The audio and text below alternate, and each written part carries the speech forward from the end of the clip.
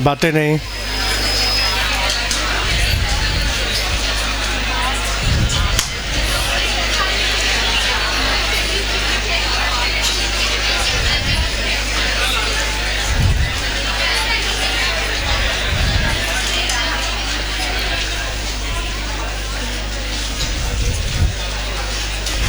ध्यान देना सामने।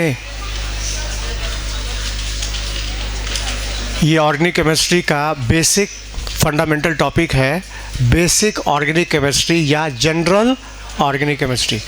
एनसीईआरटी में बेसिक ऑर्गेनिक केमिस्ट्री के नाम से है, वही हमको बोल रहे हैं जनरल ऑर्गेनिक केमिस्ट्री। क्यों उसको बेसिक बोला, जनरल क्यों बोला? क्योंकि ऑर्गेनिक केमिस्ट्री का जितना भी रिएक्शन मैकेनिज्म है सारा बेसिक पॉइंट इसी के अंदर है। समझो ऑर्गेनिक केमिस्ट्री का ये बेस है, फाउंडेशन है। तो बिल्डिंग बनाने के लिए पहले फाउंडेशन दिया जाता है। तो ऑर्गेनिक केमिस्ट्री के रिएक्शन को, मैकेनिज्म को समझने के लिए पहले ये फाउंडेशन दिया जाता है। ये बेसिक टॉपिक पढ़ना पड़ता है हमको, जनरल ऑर्गेनिक केमिस्ट्री। देखा जाए सारा कंसेप्ट इसी के अंदर है। पूरी ऑर्गेनिक का जो कंसेप्ट जिसको हमको यूज़ में लाना आगे चल के, वो सारा कंसेप्ट इसी टॉपिक के अंदर है। और यदि हमने बेस समझ लिया, फाउंडेशन बना लिया, तो फिर आगे चल के ऑर्गेनिक में हमको कोई प्रॉब्लम नहीं आएगी, प्रॉब्लम सॉल्व हो जाएगा बड़े आराम से। इसलिए ज़रा ध्यान देने की बात है। यदि हमारा फाउंडेशन मजबूत है तो पता जो बिल्डिंग खड़ी होगी वो स्टेबल रहेगी ना। अब फाउंडेशन ही कमज़ोर है तो जो भी मैकेनिज्म सुनाएंगे वो क्वेश्चन लग ही नहीं पाएगा तुमसे। फिर तो प्रॉब्लम सॉल्व हो, क्वेश्चन लगे, इसके लिए पहले बेस को मजबूत करना होगा। और वो बेसिक टॉपिक है जनरल ऑर्गेनिक केमिस्ट्री। क्या है ये? चैप्टर 11 की एनसीईआरटी में पार्ट 2 एनसीईआरटी में तुमको मिलेगा टॉपिक, जिसके बारे में सारी बातें जो हम बता रहे हैं सब उसी में है। तो देखो, किसी भी ऑर्गेनिक रिएक्शन का कॉमन फीचर क्या है? जितने भी ऑर्गेनिक रिएक्शंस हैं, 5 टाइप की टोटल रिएक्शन है। पूरी ऑर्गेनिक केमिस्ट्री 5 रिएक्शन में डिवाइडेड है। सब्स्टिट्यूशन, एलिमिनेशन, एडिशन, रीअरेंजमेंट और मॉलिक्यूलर रिएक्शन। इन सारे रिएक्शन का कॉमन फीचर क्या है? जवाब, उन सारे रिएक्शन में कोई सबस्ट्रेट जरूर होगा। सबस्ट्रेट मतलब alkane, alkene, alkyne, alkyl halide, alcohol, ether, amine, aldehyde, ketone, acid, ये सब क्या है? सबस्ट्रेट। इसका रिएक्शन किसी रीजन से होगा, रिएजेंट। अब रीजन के नाम पर इलेक्ट्रोफाइल, न्यूक्लियोफाइल, फ्री रेडिकल, ये सब रीजन्स हैं। तो किसी सबस्ट्रेट का रीजन के द्वारा रिएक्शन होगा इन गिवन कंडीशन पर। कंडीशन मतलब यहाँ कोई सॉल्वेंट होगा रिएक्शन के अंदर, सॉल्वेंट पोलर है कि नॉन पोलर है, प्रोटिक सॉल्वेंट है कि एप्रोटिक सॉल्वेंट है, टेम्परेचर होगा यदि रिक्वायरमेंट है तो हीट की, तो और यदि रिएक्शन स्लो है तो कैटलिस्ट भी होगा। और फिर लास्ट में बनेगा प्रोडक्ट। प्रोडक्ट के साथ कुछ बाई प्रोडक्ट भी बनता है। By product, by product. तो देखो, जितने भी ऑर्गेनिक रिएक्शंस हैं उनका कॉमन फीचर है, उसमें सबस्ट्रेट होगा, रीजेंट होगा, कुछ कंडीशन दी जाएगी और कंडीशन के हिसाब से प्रोडक्ट बनता है। इन सारे रिएक्शन में होता क्या है? इस सबस्ट्रेट मॉलिक्यूल का इस दी हुई कंडीशन में रीजेंट के द्वारा क्लीवेज होता है। सबसे पहले इस सबस्ट्रेट मॉलिक्यूल का इस दी हुई कंडीशन में रीजेंट के द्वारा क्लीवेज होता है। ये मॉलिक्यूल टूटता है, दो तरह से टूटता है, होमोलाइटिक या हेटेरोलाइटिक। जब इसका क्लीवेज होगा आइदर होमोलाइटिक या हेटेरोलाइटिक, और जब ये टूटेगा तो टूटने के बाद अनस्टेबल कंपाउंड बनता है जिससे हम बोलते हैं रिएक्शन इंटरमीडिएट।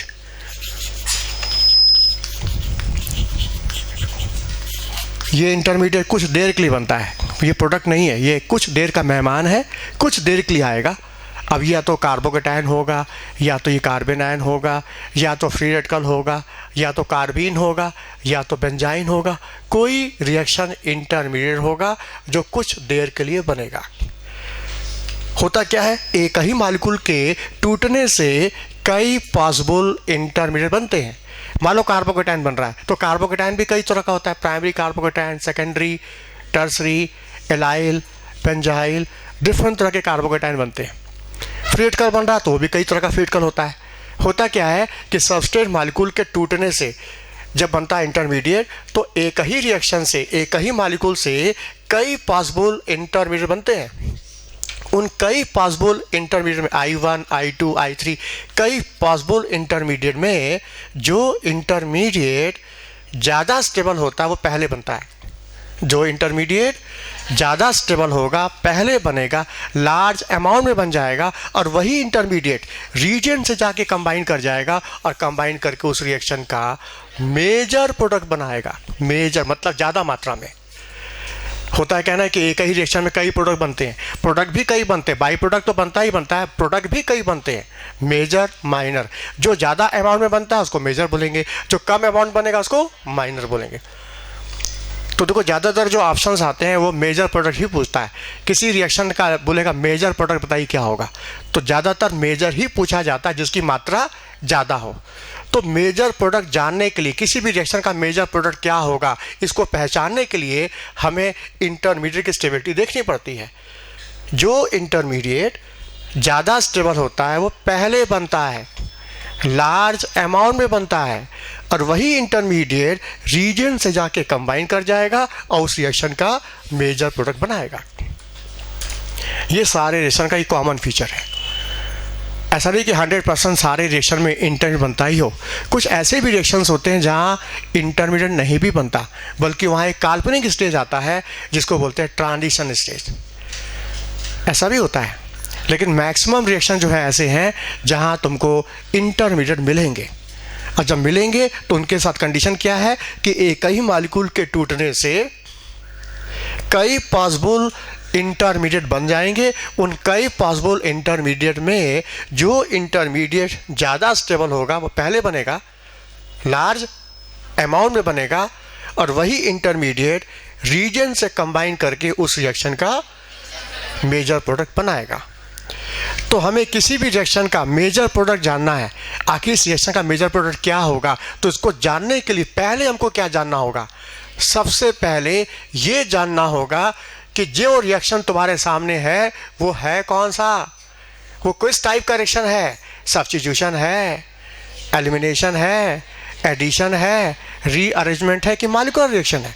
पहले रिएक्शन को पहचानो, फिर रिएक्शन के टाइप के अनुसार, मान लो सब्स्टिट्यूशन रिएक्शन है, फिर आएगा उसमें SN1 है कि SN2 है, किस पास से जा रहा है, फिर उसके रास्ते पर चल करके तुम प्रोडक्ट पहुंच जाओगे।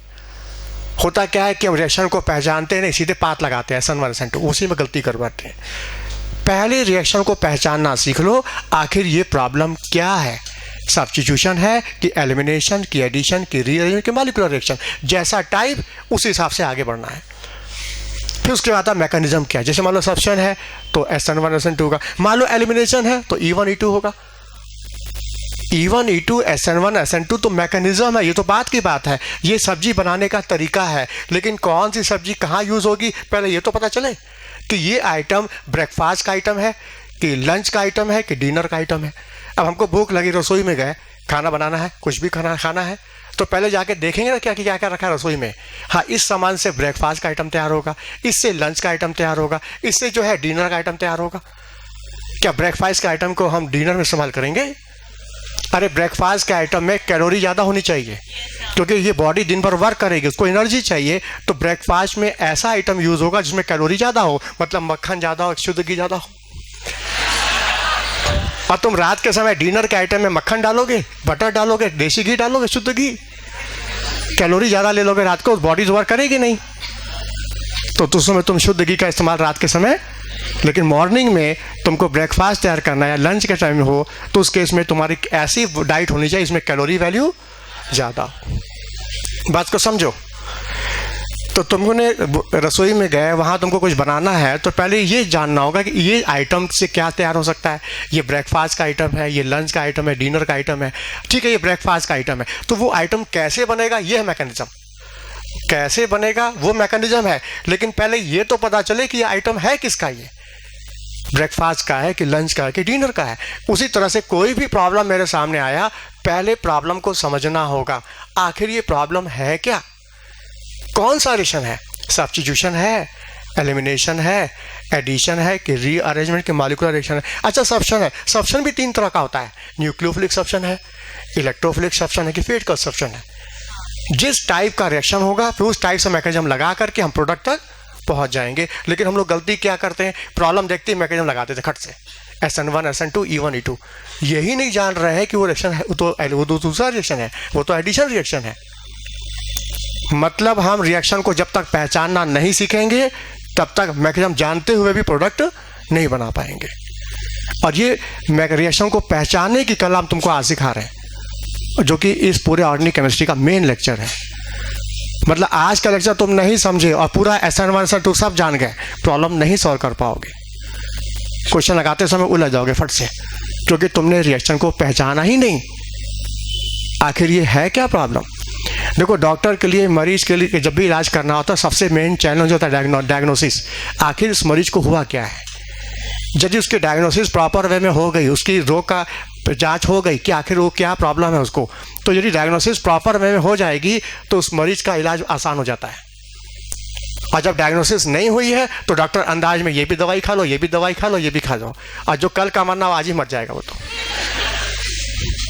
और यदि डायग्नोसिस प्रॉपर वे में हुई है तो उसका सही इलाज होगा, कम दवाई में उसका काम हो जाएगा। वही हाल हमारे ऑर्गेनिक केमिस्ट्री का है। कोई भी ऑर्गेनिक का प्रॉब्लम है, पहले हम ये जाने आखिर ये रिएक्शन क्या है। सब्स्टिट्यूशन है तो सब्स्टिट्यूशन भी कौन सा, न्यूक्लियोफिलिक है, इलेक्ट्रोफिलिक सब्स्टिट्यूशन है कि फेटिकल है, कौन सा सब्स्टिट्यूशन है। जब तक हम टाइप को नहीं पकड़ेंगे मैकेनिज्म भी तुम्हारे किसी काम नहीं आएगा। बोलो बात समझ में आई? ये सब बेसिक बातें हैं जो हम लोग इस चैप्टर में देखेंगे। तो सबसे पहले हम लोग सीखेंगे टाइप्स ऑफ रिएक्शन,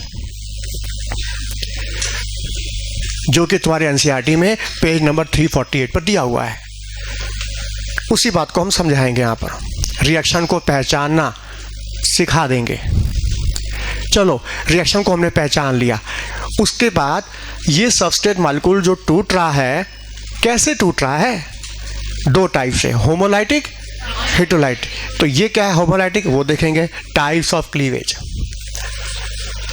वो सिखाएंगे, क्लीवेज कैसे हुआ, होमोलाइटिक हेटेरोलाइटिक क्लीवेज कैसे हुआ।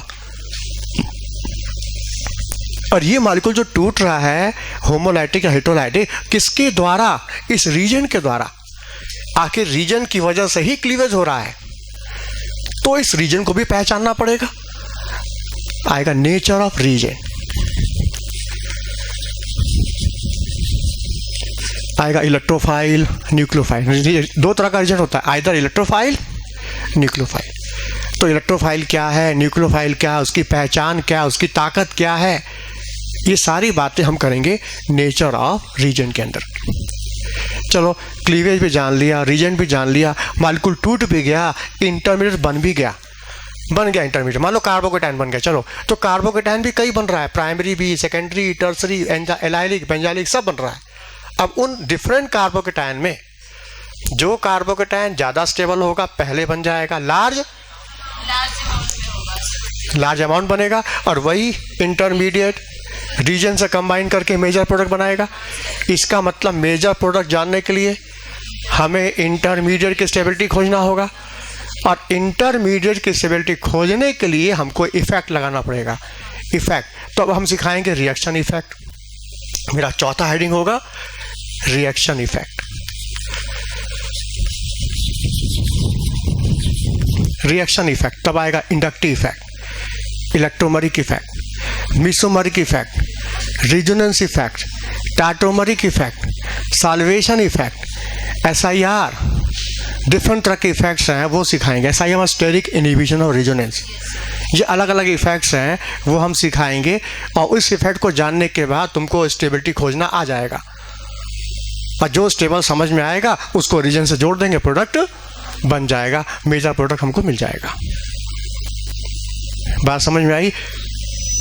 तो इस पूरे ऑर्गेनिक केमिस्ट्री में जो सबसे मेन यूजफुल चीज़ है, जो ज़्यादा तुम्हारे काम आएगा, वो है reaction effect. Inductive effect, electromeric effect, resonance, mesomeric, tautomeric effect, steric effect, solvation effect, aromaticity, ये भी इफेक्ट है, एरोमेटिसिटी।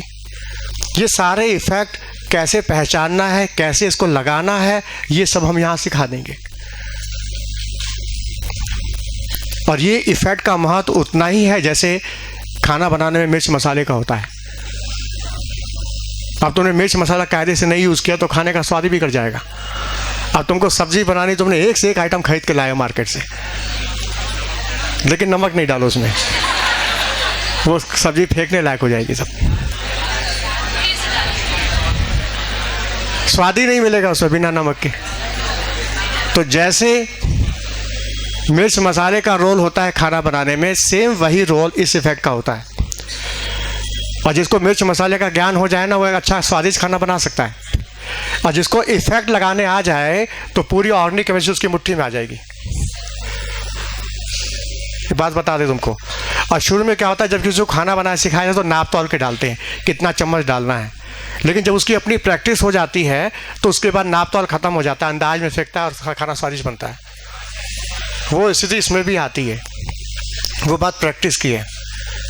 वो जितना ज़्यादा प्रैक्टिस करोगे उतना कंसेप्ट बनता जाएगा अपने आप, और मेजर प्रोडक्ट बना सकते हो, नहीं तो माइनर बन जाएगा। बोलो बात समझ में आई? इसलिए हम चाहते हैं इसको जितना जल्दी जल्दी खींचें ताकि हम लास्ट में इसका रिवीजन करके प्रैक्टिस करा सकें। वो प्रैक्टिस ही तुम्हारे काम आएगी। ये क्लास तुम्हारे उतनी काम नहीं आएगी जितना प्रैक्टिस आएगा। बोलो बात समझ में आ रहा है ना? इसलिए हम चाहते हैं इसको थोड़ा जल्दी जल्दी खींच लें फट से। अच्छा देखो, अब हमने इफेक्ट सब सिखा दिया, इफेक्ट सिखा दिया। अब इस फैक्ट को कैसे अप्लाई करना है, इसके लिए हम 2 लेक्चर क्लास में उठाएंगे और क्या करेंगे, सारे एसिड बेस को हम एक साथ कवर कर लेंगे और एसिड बेस की ताकत खोजना सिखाएंगे। जैसे एग्जाम में 4 एसिड दे दिया या 4 बेस रख दिया, अब पूछा एसिडिटी ऑर्डर बताओ, किसकी कौन स्ट्रॉन्गर है कौन वीकर है, तो इसको खोजने का कंसेप्ट हम तुमको सिखाएंगे। मतलब इस टॉपिक के बहाने तुम इफेक्ट लगाना सीख लोगे। मतलब एसिड बेस हम जो पढ़ा रहे हैं किस पर्पज़ से, ताकि तुमको इफेक्ट लगाने की कला आ जाए। वैसे इफेक्ट तो ऑर्गेनिक में यूज़ होता ही रहेगा, लेकिन सारे इफेक्ट तुमको वहाँ लगने को देखने को मिल जाएंगे एक साथ, ऑर्गेनिक एसिड एंड बेस।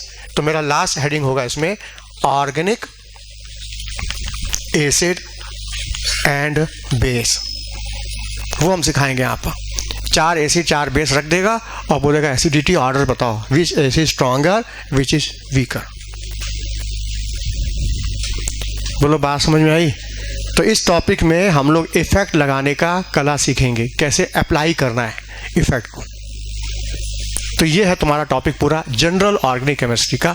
ये समझो पूरे ऑर्गेनिक का फाउंडेशन है। इसको सीखने के बाद हम रिएक्शन कहीं से भी स्टार्ट कर सकते हैं, किसी भी टाइप से शुरू हो जाएगा रिएक्शन, लेकिन पहले हमको बेस बनाना है। और इसमें यदि तुमने ये पकड़ लिया ना, हम ऑर्गेनिक आगे ना भी पढ़ाएं, तुम अपना कॉमन सेंस लगा के प्रोडक्ट बना सकते हो, इससे भी बन जाएगा। लेकिन फिर भी लोग देखते हैं नहीं बना पाते। कारण क्या है कि कंसेप्ट तो जानते हैं, इसको अप्लाई करने में डरते हैं। वो डर निकालने के लिए फिर हमको रिएक्शन क्लास में लगवाना पड़ता है, और जब बच्चा खुद अपने से लगाने लग जाता है तो डर निकल जाता है उसका। बोलो बात समझ में आया ना? तो मतलब सारा बेसिक बातें इसी में है। तो हम लोग शुरुआत करते हैं सबसे पहले इस पूरे चैप्टर का मेन पॉइंट से, जो काफ़ी यूजफुल है, जिसके बिना तुम्हारी गाड़ी आगे बढ़ ही नहीं सकती। वो है टाइप्स ऑफ रिएक्शन। हेडिंग दो, टाइप्स ऑफ ऑर्गेनिक रिएक्शन।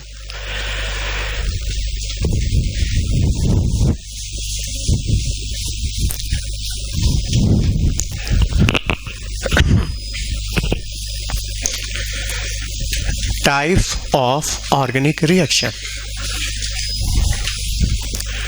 जब आप 5 टाइप को हो गया रिएक्शन, 5 टाइप, पूरी ऑर्गेनिक 5 टाइप में डिवाइडेड है। जैसे दिन भर का जो डाइट होती है, वो सवेरे सवेरे बहुत पहले बेड टी चाहिए सबको, उसके बेड टी सवेरे होता है, ब्रश वश करके बेड टी चाहिए। उसके बाद फिर ब्रेकफास्ट होगा 9 बजे 8 बजे के आसपास, फिर 2 बजे के आसपास लंच होगा, फिर रात शाम को थोड़ा स्नैक्स आइटम होगा, ब्रेड पकौड़े चाय चलेंगे, और फिर रात को फिर डिनर आइटम चलेगा। मतलब दिन भर की डाइट को अलग अलग पार्ट में डिवाइड कर दिया गया। तो पूरी ऑर्गेनिक केमिस्ट्री को 5 टाइप में डिवाइड कर दिया गया। क्या? सब्स्टिट्यूशन,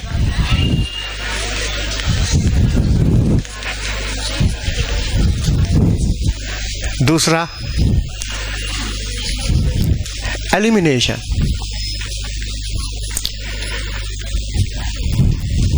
तीसरा एडिशन,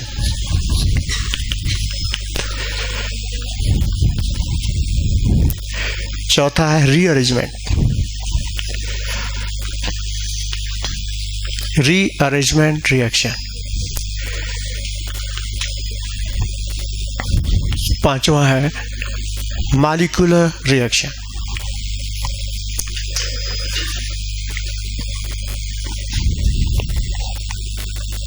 ये पूरी ऑर्गेनिक केमिस्ट्री 5 रिएक्शन में डिवाइडेड है। Substitution, elimination, addition, rearrangement and molecular reaction. इसमें ऊपर के एग्जाम्पल ज़्यादा हैं। ऊपर के जो पहले, दूसरा, तीसरा नंबर का रिएक्शन, इसके एग्जाम्पल ज़्यादा है, नीचे वाले कम हैं। जैसे बैटरी और शाम का जो स्नैक्स आइटम कम चलता है। ब्रेकफास्ट तो सबको चाहिए, लंच भी चाहिए, डिनर भी चाहिए। ये 3 ऐसा है कि बहुत ज़रूरी है डाइट की। इसमें ये 3 बहुत ज़रूरी, 3 ज़्यादा मिलेंगे तुमको, बाकी ये मिलेंगे कम है, एग्जाम्पल कम है इसके। हाँ, तो जो ज़्यादा है पहले उसको हम लोग कवर कर लें। सब्स्टिट्यूशन रिएक्शन क्या है? सब्स्टिट्यूशन रिएक्शन, सब्स्टिट्यूशन मतलब होता है प्रतिस्थापन, रिप्लेसमेंट। एक आएगा, दूसरा जाएगा। मॉलिक्यूल से कोई एक एटम जाएगा और दूसरा आके बैठ जाएगा, मतलब रिप्लेसमेंट, सब्स्टिट्यूशन। तो जिस रिएक्शन में रिप्लेसमेंट हो, एक आए दूसरा जाए, उस रिएक्शन को कहेंगे सब। नोट करो, इन विच एटम और group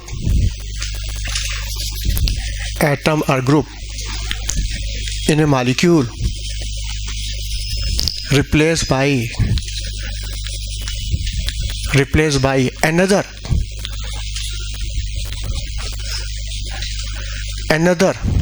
atom or group। Molecules में कोई एटम या ग्रुप किसी दूसरे एटम या ग्रुप के द्वारा क्या होगा? डिस्प्लेस, रिप्लेस, प्रतिस्थापन, substitution.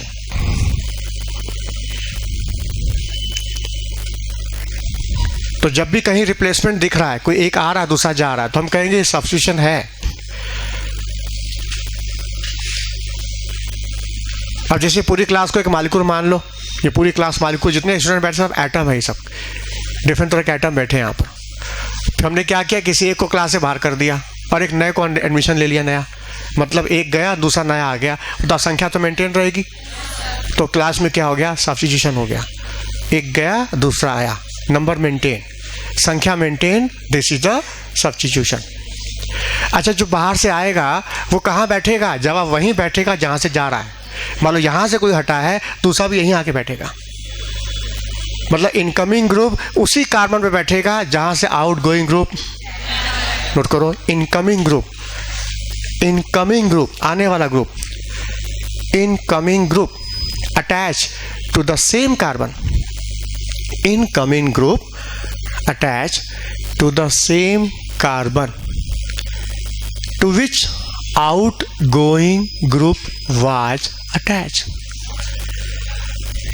Incoming group attached to the same carbon to which outgoing group was attached। आने वाला आइटम उसी कार्बन पे जाके जुड़ेगा, उसी एटम पे जाके बैठेगा जहां से ग्रुप गया था। जिस कार्बन से ग्रुप हटेगा वहीं आके बैठ जाएगा। बोलो, बात समझ में आया? आउटगोइंग मतलब जाने वाला, जहां से वो हटा था उसी जगह आने वाला ग्रुप आके बैठ जाएगा। अच्छा, आने वाला जो बाहर से आ रहा है वो इलेक्ट्रॉन रिच है, उसमें इलेक्ट्रॉन एक्सेस पे, मतलब वो न्यूक्लियोफाइल है। न्यूक्लियोफाइल क्या होता है? Electron rich. यदि बाहर से आने वाला रिच है, इलेक्ट्रॉन रिच है, वो न्यूक्लियोफाइल है, तो हम कहेंगे न्यूक्लियोसेप्शन हो रहा है। अच्छा, बाहर से आने वाला इलेक्ट्रॉन पुअर है, इलेक्ट्रॉन डिफिशिएंट है, इलेक्ट्रोफाइल, खाली हाथ आ रहा है, कुछ नहीं लेके आया, ना कॉपी ना पेन, कुछ नहीं उसके पास, तो जाने वाला भी खाली हाथ जाएगा, यहाँ से कुछ लेके नहीं जाएगा, क्योंकि आने वाला खाली हाथ बिना कॉपी पेन के आया है। तो जो यहाँ से जाएगा वो भी अपना कॉपी पेन छोड़ के जाएगा। तो ऐसे केस में हम बोलेंगे क्या हो गया? इलेक्ट्रोफिलिक सब्स्टिट्यूशन, क्योंकि वो इलेक्ट्रोफाइल था, पुअर था। बात समझ में आया? अच्छा, फ्री रेडिकल में क्या होगा? आने वाला एक इलेक्ट्रॉन लेके आया, मतलब कॉपी लेके आया, पेन नहीं लेके आया, तो जाने वाला भी एक ही सामान लेके जाएगा, मतलब पेन छोड़ के जाएगा, कॉपी लेके जाएगा, मतलब एक सामान। ये समझ? फ्री रेडिकल, आने वाला फ्री रेडिकल तो जाने वाला भी फ्री रेडिकल ही जाएगा। तो देखो जो अटैक करता है सबस्ट्रेट पर, जो पहला धावा बोलता है, पहला अटैक बोलता है, उसी के हिसाब से नाम दिया जाता है। यदि सबस्ट्रेट पर न्यूक्लियोफाइल अटैक कर दिया तो न्यूक्लियोसब्स्टेंस हो जाएगा। इलेक्ट्रोफाइल अटैक कर दिया, फ्री रेडिकल ने अटैक कर दिया, तो अटैकिंग स्पीशीज के हिसाब से रिएक्शन का नाम दिया जाता है। बोलो बात समझ में आई? अब देखो हमने तुमको मेन पॉइंट सुना दिया। अब मान लो कोई हम रिएक्शन पढ़ा रहे हैं मैकेनिज्म का, हम पूछ देंगे बताइए कौन सा टाइप है, तुम बता सकते हो। देखोगे पहले कौन अटैक कर रहा है, मालिक्यूल पर पहला बार कौन कर रहा है, जो पहले अटैक करेगा उसके हिसाब से नाम दे देना। नहीं समझ में आया? मतलब कोई भी रिएक्शन तुम्हारे सामने लिख दे, उसका मैकेनिज्म बता दें, तो मैकेनिज्म देख के तुम बता सकते हो किस टाइप का रिएक्शन है ये। बस याद रखना, मालिक्यूल पर जो पहला वार करेगा, जो सबसे पहले अटैक कर देगा, उसी के हिसाब से रिएक्शन का नाम दे दिया जाएगा। अब जैसे सब्स्टेंस रिएक्शन में अटैक पहला कौन करेगा? न्यूक्लियोफाइल, तो नाम देंगे न्यूक्लियोफिलिक सब्स्टेंस। तो बताओ सब्स्टेंस कितने तरह का हुआ? नोट करो, nucleophilic substance 3 type. Nucleophilic substitution reaction are, sorry ऐसे लिखो, substitution reaction are 3 type. Substitution reaction are 3 type. Substitution reaction are 3 type. पहला न्यूक्लियोफिलिक,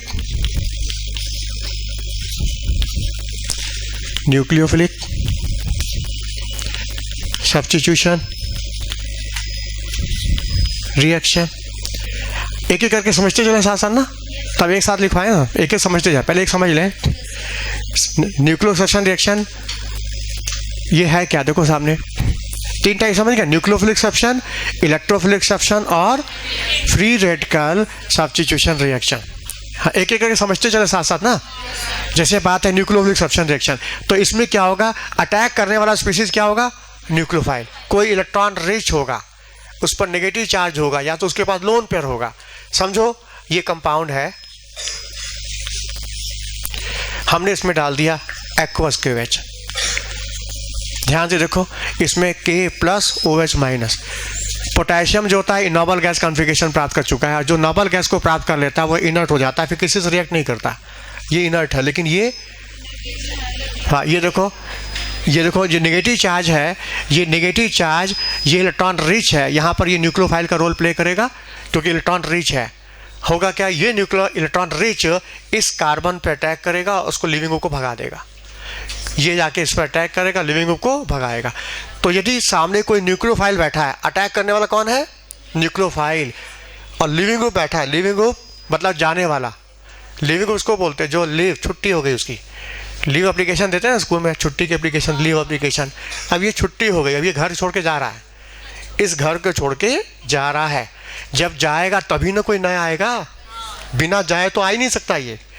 तो न्यूक्लियोफिलिक सब्स्टिट्यूशन के लिए सबसे ज़रूरी है लिविंग ग्रुप होना चाहिए, जाने वाला ग्रुप होना चाहिए, और वो लिविंग ग्रुप जिस कार्बन पे बैठा है वो कार्बन sp3 होना चाहिए। तो जब लिविंग ग्रुप हो, उससे लगा कार्बन sp3 हो, सामने न्यूक्लियोफाइल बैठा हो, तो पॉसिबिलिटी हो जाती है न्यूक्लियोफिलिक सब्स्टिट्यूशन रिएक्शन की। और चूंकि ये रिएक्शन एक्सोथर्मिक होता है, इसमें हीट निकलती है, और जो रिएक्शन एक्सोथर्मिक होता है वो फिजिबल होता है लो टेम्परेचर पर। मतलब ये रिएक्शन लो टेम्परेचर पर होना चाहिए और कंडीशन हेट्रोलाइटिक होनी चाहिए। जिस रिएक्शन में ये कंडीशन दिख गई तुमको, समझ लेना ये न्यूक्लियोफिलिक सब्स्टिट्यूशन रिएक्शन होगा। नोट करो, in nucleophilic substitution attacking species nucleophile. Attacking species जो अटैक कर रहा है वो न्यूक्लियोफाइल हो, attacking species nucleophile, and substrate कैसा हो? Substrate having leaving group,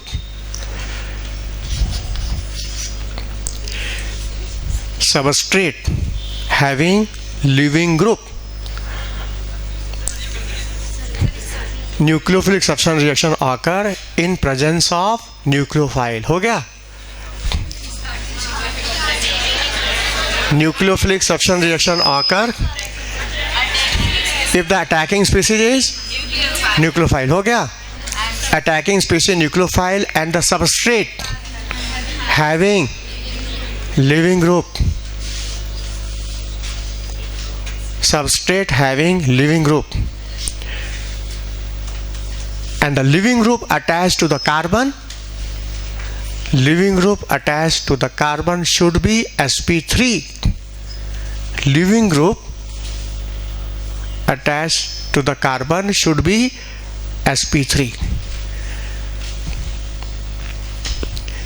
living group जिस कार्बन पे जुड़ा है वो sp3 होना चाहिए. Leaving group attach to the carbon should be sp3. वो sp3 कार्बन से जुड़ा होना चाहिए.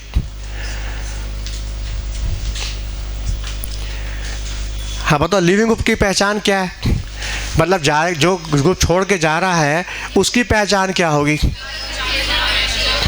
जवाब वो वीक बेस होना चाहिए. अब देखो, जो क्लास में कमज़ोर होगा उसको मेरी बात नहीं समझ में आएगी, बैठे बैठे माथा भारी होगा, क्लास छोड़ के चला जाएगा अपने आप.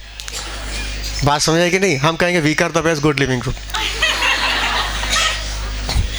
तो यहाँ पर भी जो सबसे कमज़ोर होगा, वीक बेस होगा, वो सबसे गुड लिविंग ग्रुप होगा, वो छोड़ के पहले भागेगा. तो यहाँ क्लोरीन जो है ना, ये वीक बेस है, गुड लिविंग ग्रुप है. क्यों? क्योंकि जब भी इलेक्ट्रॉन जाएगा, ये बताओ, आने वाला इलेक्ट्रॉन लेके आया ना, तो जाने वाला भी इलेक्ट्रॉन लेके जाएगा, in the form of Cl minus जाएगा. तो बताओ, ये Cl माइनस आया कहाँ से? HCl से बना होगा ना. बताओ, HCl स्ट्रॉन्ग एसिड है, acid strong, conjugate base weak, और conjugate base weak, weaker the base good leaving group. अब ये लिविंग ग्रुप गुड है, जाने को तैयार है, और कोई न्यूक्लियोफाइल आया नहीं कि गया नहीं, फट से भाग जाएगा. और न्यूक्लियोफाइल आके उसी कार्बन पे बैठेगा जिस कार्बन से लिविंग ग्रुप गया जा रहा है. होगा क्या? क्लोरीन हटेगा और OH इसकी जगह आके बैठ जाएगा, और प्रोडक्ट बन जाएगा alcohol. Alcohol plus KCl, by product. KCl क्या हो गया? By product. अल्कोहल हो गया प्रोडक्ट. और ये रिएक्शन एक्सोथर्मिक है, डेल्टा H है निगेटिव, तो इसके लिए temperature should be low temperature होना चाहिए. और सॉल्वेंट, इसके लिए टेम्परेचर लो होना चाहिए, और कंडीशन होनी चाहिए हेट्रोलाइटिक.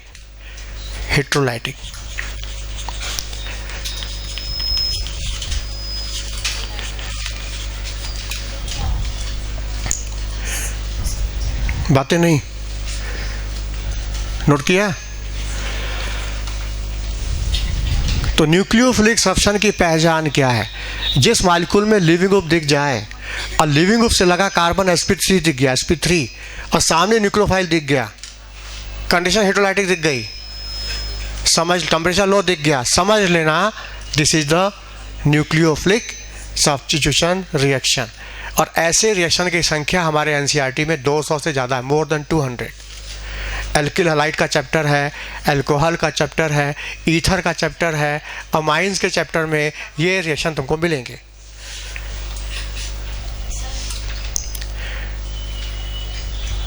तो बोलो, सब्स्टेंस रिएक्शन समझ में आ रहा है? न्यूक्लियोफिलिक सब्स्टेंस की पहचान क्या है? Leaving group. सबसे पहले लिविंग ग्रुप पहचानो. लिविंग ग्रुप की पहचान होनी चाहिए weaker the base good leaving group. Weaker the base good leaving group. वो ग्रुप, वो जो जा रहा छोड़ करके, वो वीक बेस होना चाहिए. जितना वीक बेस होगा उतना गुड लिविंग ग्रुप होगा, जाने को तैयार है, तो न्यूक्लियोफाइल आने को तैयार है, होगा रिप्लेसमेंट. अब देखो, यहाँ पर हमने एक्वस क्यूएस डाला है ना, OH आयन जब अटैक कराया तो अल्कोहल बन गया. यही हम एल्कोक्साइड डालते, यही हम सोडियम एल्कोक्साइड डाल दिए होते, तो ये एल्कोक्सी ग्रुप जाके अटैक कर देता और बनता ईथर. Williamson synthesis. यदि हम इसी जगह Ki डाल देंगे तो I माइनस जाके अटैक कर देगा, क्लोरीन को भगा देगा, हो जाएगा फिंकलिस्टीन रिएक्शन, आइडो एल्केन बन जाएगा. इसी में हम सिल्वर का फ्लोराइड डाल दें तो फ्लोराइड आयन अटैक करके क्लोरीन को भगा देगा, और फ्लोरो एल्केन बन जाएगा, स्वाट रिएक्शन. कहने का मतलब हम न्यूक्लियोफाइल बदलते जाएंगे, प्रोडक्ट बदलता जाएगा, लेकिन सभी तो न्यूक्लियो सब्स्टेंस ही है. इसके एग्जाम्पल 200 से ज़्यादा. लेकिन सारे रिएक्शन की खासियत क्या, पहचान क्या? लिविंग ग्रुप जरूर होगा, sp3 कार्बन लगा होगा, सामने न्यूक्लियोफाइल बैठा होगा, और कंडीशन होगी हेट्रोलाइटिक लो टेम्परेचर. क्यों लो टेम्परेचर? क्योंकि एक्सोथर्मिक है. फिर कहोगे ऐसा क्यों, एक्सोथर्मिक में टेम्परेचर लो क्यों? अब ये प्रॉब्लम केमिकल इक्विलिब्रियम का है. LCP, ली शटेलर प्रिंसिपल। जब LCP पढ़ोगे तो इसका आंसर वहाँ मिल जाएगा। कहने का मतलब जो मेरी बात सुन करके नहीं समझ में आ रहा है वो कल वो भी समझ में आ जाएगा, क्योंकि इसका संबंध दूसरे चैप्टर के साथ है। तो जैसे गाड़ी आगे बढ़ती जाएगी पिछली बातें वो सब क्लियर होती चली जाएंगी। सब बात समझ में आया? तो न्यूक्लियोफिलिक सब्स्टेंस की पहचान क्या है? अच्छा, फ्री रेडिकल की देखो, दूसरा है पहला न्यूक्लियो, फिर दूसरा है free radical substance. Free radical substitution, free radical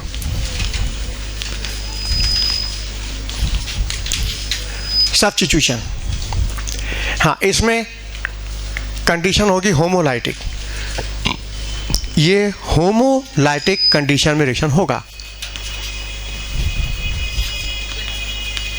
जबकि इससे पहले क्या था? हेटेरोलाइटिक, और ये है होमोलाइटिक। जब रिएक्शन होमोलाइटिक कंडीशन में होता है तो वहाँ फ्री रेडिकल की पॉसिबिलिटी हो जाती है।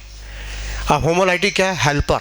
होमोलाइटिक को समझने के लिए हेल्प ले लो, हेल्पर का हेल्प लेना है, हेल्पर का। हेल्पर, हेल्पर, H मतलब हीट, E मतलब इलेक्ट्रिसिटी, ये सनलाइट, लाइट, पेरोक्साइड, रेडिकल। जिस रिएक्शन में heat, electricity, light, peroxide, radical दिख रहा है, समझना ये होमोलाइटिक कंडीशन है। और जब होमोलाइटिक कंडीशन है तो फ्री रेडिकल की पॉसिबिलिटी है। जैसे एग्जांपल है एल्केन का हैलोजिनेशन, मीथेन का chlorination in presence of sunlight. मतलब यहाँ सनलाइट जरूरी है, बिना सनलाइट के रिएक्शन नहीं होगा, मीथेन का क्लोरीनेशन। तो ये कंडीशन हो गई होमोलाइटिक की।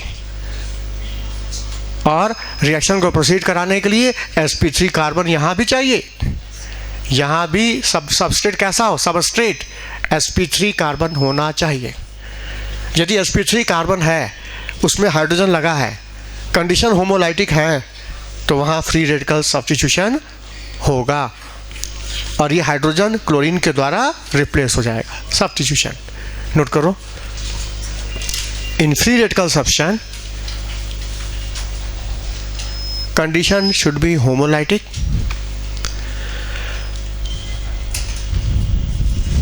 condition is homolytic and substrate should be saturated। Substrate कैसा हो? सैचुरेटेड हो। Substrate should be saturated hydrocarbon, substrate should be saturated hydrocarbon. For example halogenation of alkene in sunlight, ये एग्जाम्पल है। For example halogenation of alkene in sunlight.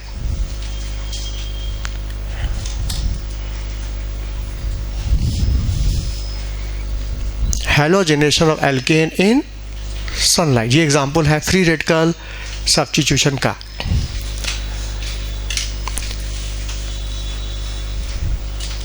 तो देखो nucleophilic सब्स्टेंस में भी sp3 कहा था, सैचुरेट हमने कहा था, और यहाँ भी sp3 बोल रहा है, लेकिन फ़र्क क्या है? इन दोनों में फ़र्क क्या है? यहाँ भी sp3 कार्बन चाहिए सैचुरेट, यहाँ भी सैचुरेट चाहिए। फ़र्क क्या है? ये हेटेरोलाइटिक कंडीशन में हो रहा है, ये होमोलाइटिक हो रहा है। इसमें लिविंग ग्रुप जरूरी है, इसमें लिविंग ग्रुप जरूरी है, इसमें लिविंग ग्रुप की कोई ज़रूरत नहीं है, हो चाहे ना हो कोई फ़र्क नहीं पड़ता। लेकिन न्यूक्लियोफिलिक सब्स्टेंस पे लिविंग ग्रुप होना चाहिए, बिना लिविंग ग्रुप का एक्शन होगा ही नहीं। और सामने न्यूक्लियोफाइल चाहिए, जबकि यहाँ रेडिकल चाहिए, फ्री रेडिकल, और उसके लिए कंडीशन है होमोलाइटिक। बोलो बात समझ में आया? अब देखो यहाँ पर लिविंग ग्रुप है, sp3 कार्बन है, और हमने रिएक्शन कराया क्लोरीन सनलाइट के साथ। ध्यान देना, बताओ यहाँ कंडीशन क्या है? क्लोरीन सनलाइट, कंडीशन का होमोलाइटिक। अब ये क्लोरीन यहाँ H हटा के बैठ जाएगा और बन जाएगा CH2Cl2, 2 क्लोरीन आ गया, डाइक्लोरोमीथेन बन गया। अब इसी में हम एक्वस QH डाल देंगे, एक्वस QH, तो OH क्लोरीन को हटा के बैठ जाएगा और हो जाएगा अल्कोहल, न्यूक्लियोसब्स्टेंस हो गया। उसी मालिक्यूल से फ्री रेडिकल भी हो सकता है, उसी मालिक्यूल से न्यूक्लियोफिलिक सब्स्टेंस भी हो सकता है, डिपेंड करता तुम कंडीशन क्या दे रहे हो। बोलो बात समझ में आई? तो ये पता होना चाहिए ना कि इसकी कंडीशन क्या है, इसकी कंडीशन क्या है। इसके लिए sp3 कार्बन चाहिए, लिविंग ग्रुप होना चाहिए, सामने न्यूक्लियोफाइल होना चाहिए, कंडीशन हेटेरोलाइटिक हो और टेम्परेचर क्या हो, लो। इसके लिए टेम्परेचर हाई चाहिए, सनलाइट चाहिए, सैचुरेट हाइड्रोकार्बन होना चाहिए, मतलब रेडिकल होना चाहिए, फ्री रेडिकल होना चाहिए। बोलो बात समझ में आई? हाँ, तीसरा सब्स्टेंस का तीसरा टाइप है इलेक्ट्रोफिलिक सब्स्टेंस रिएक्शन। सब्स्टेंस 3 तरह का होता है ना, न्यूक्लियोफिलिक हो गया, फ्री रेडिकल सब्स्टेंस, और तीसरा है electrophilic substitution reaction.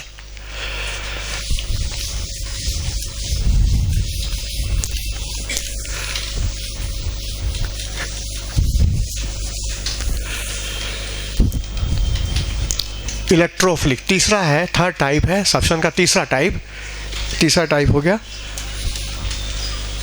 Electrophilic.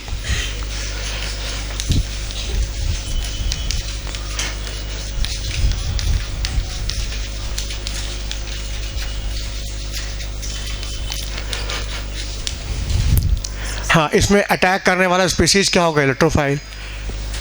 Substrate पर जो अटैक करेगा, जो धावा बोलेगा, आक्रमण करेगा, वो होगा इलेक्ट्रोफाइल। नोट करो, इन विच अटैकिंग स्पीसीज इलेक्ट्रोफाइल।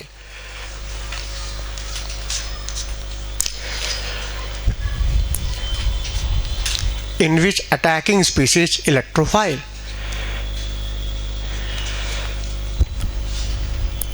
जो अटैक करेगा वो इलेक्ट्रोफाइल होगा। Electrophile, files means lover, electro means electron, electron loving species, जो इलेक्ट्रॉन को लव करे, इलेक्ट्रॉन को अपनी ओर खींचे। पता है इलेक्ट्रॉन को कौन खींच सकता है? जो रिच होगा कि पुअर होगा? वो जरूर इलेक्ट्रॉन की कमी होगी उसके पास, तभी तो पाने के लिए वो दौड़ लगा रहा है। तो उसकी पहचान होगी, उसमें या तो पॉजिटिव चार्ज होगा या उसका ऑक्टेट पूरा नहीं होगा, या तो ऑक्टेट पूरा नहीं है या तो पॉजिटिव चार्ज है, मतलब इलेक्ट्रॉन पुअर है, वो इलेक्ट्रोफाइल है और ये सबस्ट्रेट पर अटैक करने जा रहा है, तो पॉसिबिलिटी हो जाएगी इलेक्ट्रोफिलिक सब्स्टिट्यूशन की। अच्छा, ये इलेक्ट्रोफाइल किस पर अटैक करेगा? तब होगा इलेक्ट्रोफिलिक सब्स्टिट्यूशन कोई इलेक्ट्रॉन रिच के ऊपर। भाई पुअर जगह ऋषि के पास जाएगा ना। अच्छा, इलेक्ट्रॉन रिच जो होता है वो बहुत सारे मालिक्यूल, वाटर में लोन पेयर है, रिच है, अमोनिया में लोन पेयर है, वो भी रिच है, एल्कीन के पास पाई है, वो भी रिच है, एल्काइन के पास पाई है, वो भी रिच है। क्या सभी के साथ इलेक्ट्रोफिलिक सब्स्टिट्यूशन हो जाएगा क्या? बेंजीन के पास इलेक्ट्रॉन क्लाउड है, वो भी रिच है, क्या सभी के साथ हो जाएगा? किसके साथ होगा? सबस्ट्रेट कैसा होना चाहिए? जवाब, वो एरोमेटिक होना चाहिए। Electrophilic substance is the main character of, main property of aromatic compound. Aromatic compound ही ये रिएक्शन दिखा सकता है और नहीं। नोट करो, electrophilic substance is the character of aromatic compound, is the character of aromatic compound.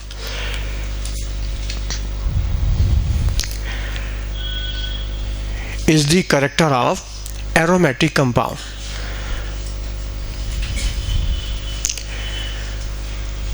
Aromatic compound में benzene और उसके डेरिवेटिव सब आ जाते हैं।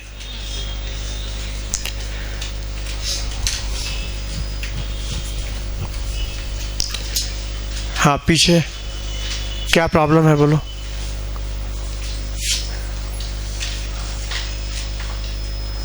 जो क्लास सीरियस हो करे ना, क्लास में लापरवाही मत करो ना, बातें बिल्कुल नहीं, जरा सा भी। सर दर्द कर रहा है, इनका सर दर्द कर रहा है। बैठ सको तो बैठो, नहीं तो जबरदस्ती ना बैठो। आसपास किसी को डिस्टरबेंस ना हो ना, कि बगल का सर दर्द शुरू हो जाए अपनी वजह से। देखो सामने, जब अपने फिट रहेंगे तब ना किसी को फिट करेंगे। अब जिस मेडिकल लाइन में जा रहे हो, पता मरीज आया तुम्हारे चैम्बर में और तुम्हें लेटे पड़े हो तो वो भी कहेगा पहले अपना तो इलाज कर लो फिर मेरा इलाज करना। अपने ही फिट नहीं है तो दूसरे को क्या फिट करेंगे? तो जिस पेशे में आ रहे हो तो पहले अपने को तो फिट करो ना। ये लक्ष्य कोई छोटा मोटा लक्ष्य थोड़ी है, ये बहुत बड़ा लक्ष्य है। तो उसके लिए दिनचर्या भी ऐसी होनी चाहिए ना कि दिन भर हम अपना खान पान रहन सहन ऐसा रखें ताकि हम क्लास में फिट होकर बैठे अब पूरा फ़ायदा उठा लें। अब ध्यान से दिन भर ध्यान ही नहीं देंगे अपने ऊपर तो निश्चित क्लास में तो डिस्टर्बेंस आएगी, लेकिन उसकी वजह से आसपास को ना डिस्टर्बेंस हो, जो पढ़ने बैठा है वो ना डिस्टर्ब हो जाए, इसको भी ध्यान रखो ना। हाँ देखो सामने, तो हमने क्या बोला, electrophilic substance is the main character of aromatic compound. अब एरोमेटिक कंपाउंड भी बहुत सारे हैं, लेकिन जो हमारे सिलेबस में वो बेंजीन और उसके डेरिवेटिव्स हैं। बेंजीन और बेंजीन जैसे क्लोरोबेंजीन हो गया, फिनॉल, एनिसॉल, एंडलीन, बेंजोल्डिहाइड, नाइट्रोबेंजीन, ये सब बेंजीन के डेरिवेटिव सब के एरोमेटिक कंपाउंड हैं। ये इलेक्ट्रोफिलिक सब्सटेंस शो करेंगे। फिर कहोगे क्यों, यही क्यों करेंगे? जवाब इसलिए करेंगे क्योंकि इस रिएक्शन के दौरान इस रिंग की जो स्टेबिलिटी है, एरोमेटिसिटी है, जो इसकी शान है, वो बनी रहती है, वो नुकसान में नहीं जाती, लॉस नहीं होती है। क्योंकि एरोमेटिक का मेन कैरेक्टर है उसकी स्टेबिलिटी। एरोमेटिक कंपाउंड स्टेबल होता है, पता है ना। तो रिएक्शन के दौरान उसकी जो एरोमेटिसिटी है, जो स्टेबिलिटी है, वो बनी रहती है, लॉस नहीं होती है। इस वजह से रिएक्शन शो करता है। और इलेक्ट्रोफाइल इसलिए अटैक करता है, उसको यहाँ से इलेक्ट्रॉन मिल जाता है, ये इलेक्ट्रॉन रिच है, ये अपना इलेक्ट्रॉन को देता है, इसको मिलता है यहाँ से। और ये इसलिए देता है कि देने से इसका कोई नुकसान नहीं होता, उसकी स्टेबिलिटी, उसकी एरोमेटिसिटी, उसकी शान बनी रहती है, वो नहीं जाती। जैसे देखो सामने, इस इलेक्ट्रोफाइल ने मान लो यहाँ अटैक किया इस कार्बन पर, ये इलेक्ट्रोफाइल इस कार्बन के पास गया इलेक्ट्रॉन मांगने के लिए, तब इस कार्बन ने इसको इलेक्ट्रॉन देने के लिए अपना पाई इलेक्ट्रॉन इधर की ओर शिफ्ट कर दिया। अब ये पाई बॉन्ड घूम के इधर चला गया, नुकसान इस कार्बन का होगा।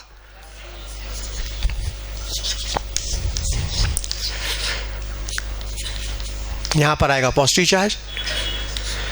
हाँ, इस इलेक्ट्रोफाइल के अटैक होने से कुछ समय के लिए इस रिंग की एरोमेटिसिटी लॉस हो गई, कुछ समय के लिए, लेकिन ये मेंटेन कर लेगा। क्योंकि कार्बोकेटायन का कैरेक्टर है कि कार्बोकेटायन से लगा अल्फा कार्बन, उससे लगा अल्फा हाइड्रोजन एसिडिक हो जाता है। ये फर्स्ट H% बाहर आ जाएगा और ये सिग्मा रिंग में शिफ्ट करके ये अपनी एरोमेटिसिटी को फिर से मेंटेन कर लेगा। और जहाँ फिर से मेंटेन कर लिया, रिएक्शन हो गया। क्योंकि इस रिएक्शन के दौरान बेंजीन की एरोमेटिसिटी लॉस नहीं हुई, मेंटेन हो गई। अब देखो, आने वाला इलेक्ट्रॉन पुअर है तो जाने वाला भी इलेक्ट्रॉन, नोट करो, in this reaction leaving group depart, in this reaction leaving group depart without bonded electron. In this reaction leaving group depart, जो जा रहा है, डिपार्ट कर रहा है छोड़ के, विदाउट बॉन्डेड इलेक्ट्रॉन पेयर। जबकि न्यूक्लियोफिलिक में क्या था कि जो लिविंग ग्रुप जा रहा था वो इलेक्ट्रॉन लेके जा रहा था, क्योंकि जो आया था वो भी लेके आया था। और यहाँ क्या है, आने वाला भी खाली हाथ, जाने वाला भी खाली हाथ, कुछ लेके नहीं जाएगा। बोलो, बात समझ में आया? तो इलेक्ट्रोफिलिक सब्सटेंस जो कि मेन कैरेक्टर है, मेन प्रॉपर्टी है एरोमेटिक कंपाउंड का। अब कोई भी एरोमेटिक कंपाउंड मेरे सामने है तो पॉसिबिलिटी है इलेक्ट्रोफिलिक सब्सटेंस की, इन प्रेजेंस ऑफ इलेक्ट्रोफाइल।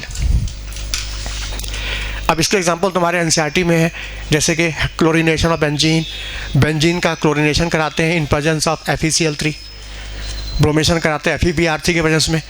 बेंजीन का chlorination, bromination, nitration, sulphonation, Friedel काफ एल्काइलेशन, फ्रीडल काफ acylation, Riemann टाइमन reaction, Kolbe reaction, ये सब क्या है? सभी तो इलेक्ट्रोफिलिक सब्सटेंस रिएक्शन ही है। अब हम एक रिएक्शन बता देंगे ना, उसमें सब लाइन से कवर हो जाएगा सब। लेकिन पहले हम जाने कि इलेक्ट्रोफिलिक सब्सटेंस है या कोई और है। तो बोलो, इलेक्ट्रोफिलिक की पहचान समझ में आई? एल्कीन अल्काइन में नहीं होगा, क्योंकि एल्कीन अल्काइन में जहाँ तुम इलेक्ट्रोफाइल डालोगे तो कार्बोकेटायन बनेगा, वो वापस एल्कीन में नहीं आएगा, फिर सीधा एडिशन हो जाएगा वहाँ पर। क्योंकि एल्कीन अल्काइन का मेन कैरेक्टर एडिशन है, वो बताने जा रहे हैं, इसके बाद अगला एडिशन ही आएगा। हर मालिक्यूल की अपनी कैरेक्टर है, अपनी प्रॉपर्टी है, और हर मालिक्यूल अपनी प्रॉपर्टी से ही रिएक्ट करता है। मतलब इस क्लास में जितने बैठे हैं सबका स्वभाव संस्कार अलग अलग है, किसी का किसी से मैच नहीं करता होगा। कुछ ना कुछ सभी में फ़र्क होगा, और ये उसकी क्वालिटी है, ये उसकी अपनी क्वालिटी है। तो बेंजीन की अपनी क्वालिटी है, एल्कीन की अपनी क्वालिटी क्या है कि बेंजीन की क्वालिटी है इलेक्ट्रोफिलिक सब्स्टिट्यूशन और एल्कीन की क्वालिटी है इलेक्ट्रोफिलिक एडिशन। अब कहोगे ऐसा क्यों, बेंजीन की क्वालिटी इलेक्ट्रोफिलिक सब्स्टिट्यूशन क्यों है? जवाब इसलिए है क्योंकि इस रिएक्शन के दौरान उसकी स्टेबिलिटी, उसकी एरोमेटिसिटी मेंटेन रहती है, लॉस नहीं होती है। बोलो बात समझ में आया कि नहीं? तो बताओ समझ में आया? अब बताएंगे, अगला एडिशन में दिखाएंगे कि एडिशन क्यों होता है एल्कीन के साथ, एल्काइन के साथ। एल्कीन एल्काइन का मेन कैरेक्टर है इलेक्ट्रोफिलिक एडिशन और बेंजीन का मेन कैरेक्टर है इलेक्ट्रोफिलिक सब्स्टिट्यूशन रिएक्शन। अभी हम इलेक्ट्रोफिलिक सब्स्टिट्यूशन की बात कर रहे हैं, इसलिए हाईलाइट किसको कर रहे हैं? एरोमेटिक कंपाउंड को। और जब एडिशन पढ़ाएंगे तो एल्कीन एल्काइन को हाईलाइट कर देंगे क्योंकि उसका वो मेन कैरेक्टर है, मेन प्रॉपर्टी है। बोलो बात समझ में आई? तो रिएक्शन को पहले पहचानना सीख लो।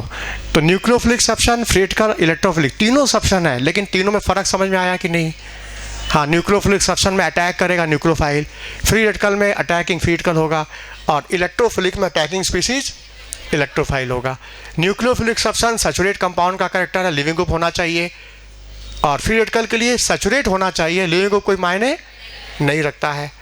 हाँ, इलेक्ट्रोफिलिक सब्स्टिट्यूशन के लिए सबस्ट्रेट एरोमेटिक होना जरूरी है क्योंकि एरोमेटिक ही इसका मेन कैरेक्टर है। बोलो बात समझ में आई? और एग्जाम्पल तो बहुत सारे हैं इसके, जैसे हमने कहा ना, chlorination of benzene, bromination of benzene, nitration of benzene, sulphonation of benzene, Friedel Crafts alkylation of benzene, Friedel Crafts acylation of benzene, Reimer Tiemann reaction, Kolbe reaction, ये सारे रिएक्शन इलेक्ट्रोफिलिक सब्स्टिट्यूशन के ही एग्जाम्पल हैं। बस क्या होगा, electrophile बदलता जाएगा product, लेकिन बेसिक बातें सब यही आएंगी इसमें। बोलो बात समझ में आया? अब जैसे मेरे सामने कोई रिएक्शन लिखा हुआ है,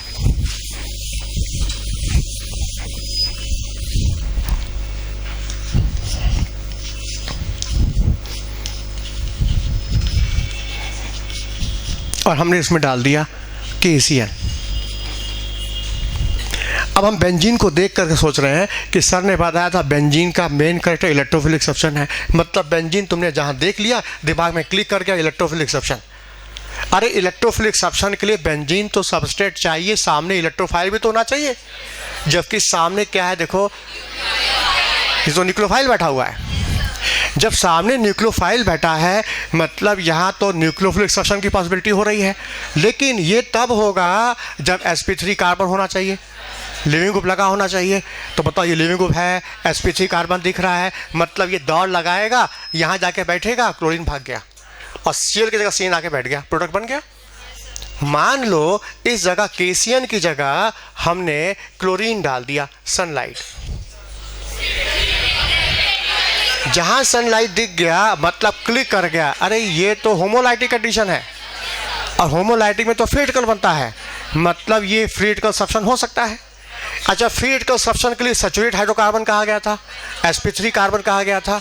बताइए sp3 कार्बन दिख रहा है, जबकि ये देखो sp2 दिख रहा है, तो ये क्लोरीन जाके इस पर जाके बैठ जाएगा, यहाँ H हटेगा और यहाँ क्लोरीन आके बैठ जाएगा। बोलो बात समझ में आया? मान लो इस जगह पर हमने क्लोरीन के साथ FeCl3 डाल दिया, और जहाँ तुमने कंडीशन हेटेरोलाइटिक कर दे दी, अब यहाँ ये इलेक्ट्रोफाइल बन जाएगा, अब ये रिंग पे चला जाएगा, अब हो जाएगा क्लोरीनेशन और बेंजीन हो जाएगा। बोलो बात समझ में आया? तो देखो, जब तक कंडीशन हमको नहीं पता है तब तक हम प्रोडक्ट कैसे बनाएंगे? ये पता होना चाहिए ना कि नेचर क्या है, कंडीशन क्या है, हमको करना क्या है। नहीं समझ में आया?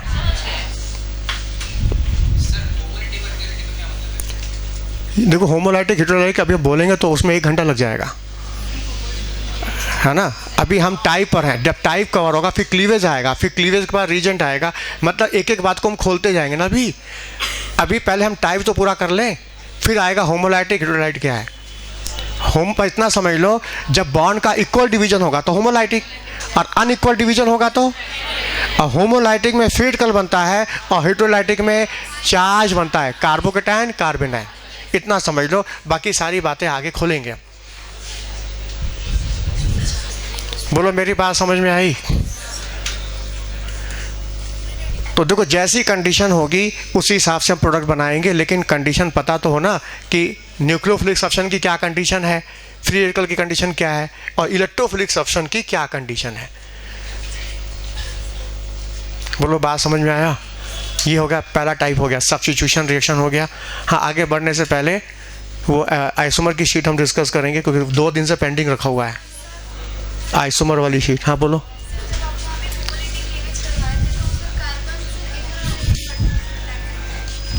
हाँ, अब कार्बन यहाँ पर क्यों नहीं बैठा, यहाँ क्यों नहीं बैठा, ये मैकेनिज्म है, ये तो मैकेनिज्म है। अभी मैकेनिज्म हम पढ़ाए नहीं, हम अभी बात क्यों करें? हाँ, इतना तो पता चल गया ना कि फ्री रेडिकल सब्सटेंस है, आज का काम हो गया। हाँ, आइसोमर की शीट निकालो, जो सब्जेक्टिव वाली शीट दी गई थी।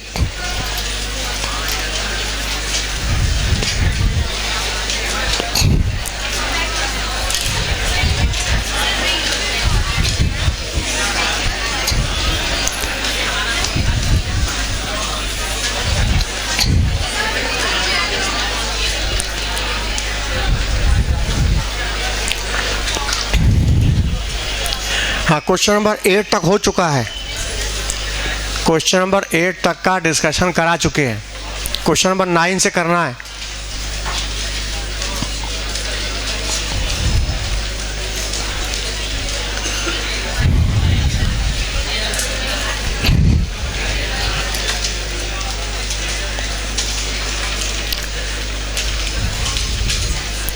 हाँ, list the substituent in each of the following set in order of priority from highest to lowest। मतलब CIP के अनुसार ग्रुप को प्रियोरिटी ऑर्डर में अरेंज करना है। हाँ, सबसे पहले आएगा क्लोरीन, A का क्लोराइड, फिर इसके बाद SH, फिर OH, फिर H। हाँ, B का आएगा सबसे पहले ब्रोमोमिथाइल, मिलाते चलो और जो दिक्कत है बात करो। बी में सबसे पहले ब्रोमोमिथाइल, फिर क्लोरोमिथाइल, फिर हाइड्रोक्सी मिथाइल और लास्ट में मिथाइल। CIP रूल बताया था ना?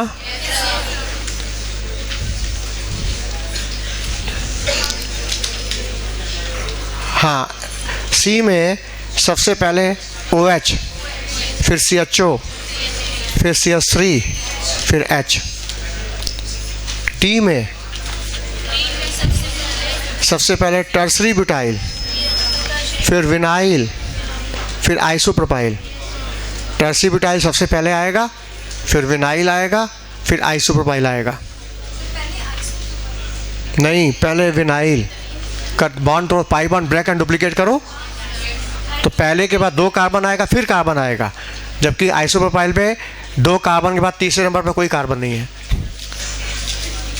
हाँ, ई सबसे, हाँ लास्ट में हाइड्रोजन आएगा। ई, हाँ मिथॉक्सी OCH3 सबसे पहले, फिर NCH3 होल ट्वाइस, फिर CH3 और फिर हाइड्रोजन। बनाया? हाँ, क्वेश्चन नंबर 10 में करा all the stereoisomer of one three dimethyl cyclopentane. One three dimethyl के साइक्लोपेंटेन के स्टीरियो आइसोमर बनाना है। हाँ देखो, यह है cyclo one three dimethyl cyclopentane, this is the cyclopentane. हाँ, 1, 2, 3, 1 और 3 पर डाइमिथाइल, 1 और 3 पर dimethyl. This is one three dimethyl cyclopentane. हाँ, ध्यान से देखो, दिस कार्बन इज कायरल। क्यों? इससे लगे चारों को डिफरेंट, ये और ये, यहाँ भी ये भी डिफरेंट है। अब देखो यहाँ CH2 उसके बाद फिर ये ग्रुप आ गया, जबकि इसके बाद ग्रुप नहीं आ रहा, तो फर्क है ना? ठीक है, तो इस कार्बन से लगे चारों ग्रुप डिफरेंट, और इस कार्बन से लगे चारों ग्रुप, ये ग्रुप 2, 3, 4 डिफरेंट। तो this carbon is chiral, this is chiral. कितने कायरल कार्बन हो गए? अच्छा, दोनों कायरल एक जैसे कि डिफरेंट टाइप के? एक जैसे हैं, तो बीच से काटने पर इक्वल हो भी सकता है। हाँ देखो, हाँ हो भी सकता है, नहीं भी। इस समय देखो हो गया, क्योंकि सिस है। अच्छा, अब देखो,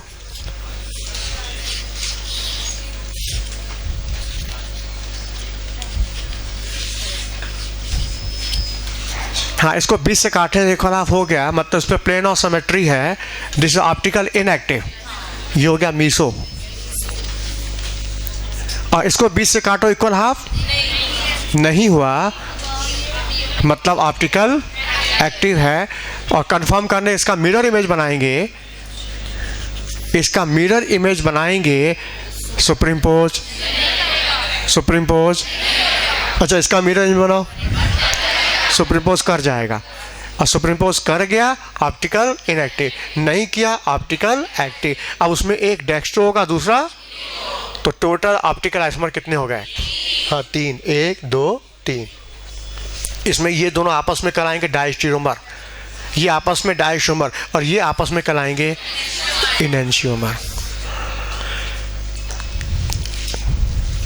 अब जानते हो एग्जाम में क्वेश्चन कैसे आएगा कि 1,3 डाइमिथाइल साइक्लोपेंटेन का कौन स्टीरियो आइसोमर नहीं है?